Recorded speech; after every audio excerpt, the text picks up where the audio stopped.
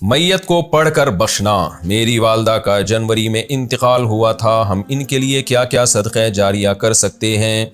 Knees क्या इनको कुछ पढ़कर बख्श सकते हैं? ये कहाँ तक सही है और क्या इसका सवाब मैयत को पहुँचता है? मिसेज़ उमर रियाज से।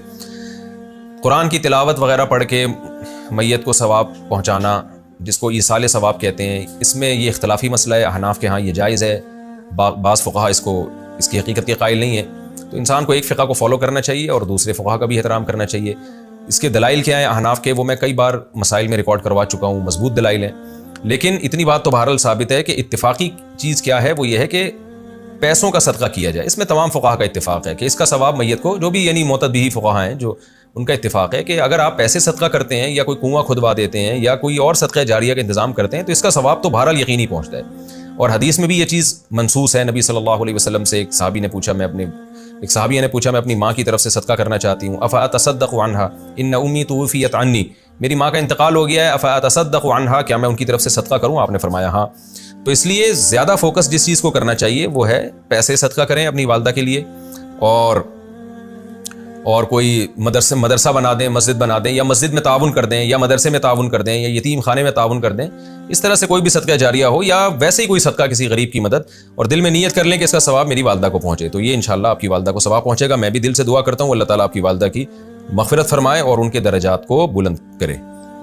कुरान बख्शने का तरीका क्या है? कुरान मजीद बख्शने का सही तरीका क्या है? कहते हैं कि पहले अलहम शरीफ पढ़ेगा, फिर हमदो सना करेगा, फिर तीनों कुल पढ़े, फिर इसके ये कहे कि इसका सवाब हमारे नबी सल्लल्लाहु अलैहि वसल्लम को और इसके बाद हज़रत आदम से लेकर क़यामत तक आने वाले तमाम इंसानों को पहुँचाए, फिर आखिर में जिसके लिए कुरान पढ़ा गया इसका नाम लेकर बख्श दे। क्या ये तरीका सही? आफरीन इंडिया से। देखें, कुरान बख्शने का कोई मखसूस तरीका सहाबा से साबित नहीं है। सिर्फ इतना साबित है कि नबी सल्लल्लाहु अलैहि वसल्लम ने सदका करने का हुक्म दिया एक सहाबिया को कि वो अपनी माँ के लिए सदका करें।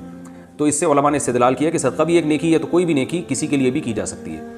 तो बेहतर तो यही है कि जिस चीज़ का हदीस में सराहतन जिक्र है उसी को फॉलो करें, यानी सदका तो खैरात किया करें मैयत के लिए। लेकिन कोई कुरान या कोई और नेकी पढ़ के भी अगर इसाले सवाब करना चाहते हैं तो भी ठीक है, इसका कोई ख़ास तरीका नहीं है। बस दिल में नीयत कर लें कि अल्लाह इसका सवाब फ़लाँ को पहुँचे। बाकी ये जो कहा जाता है पहले अलहम्द शरीफ फिर फ़लाँ फिर ये, इसका कोई सबूत नहीं है। कोई भी नेकी किसी भी तरीके से की जा सकती है और दिल में ये दुआ की जा सकती है अल्लाह इसका सवाब फ़लाँ को पहुँचा दे।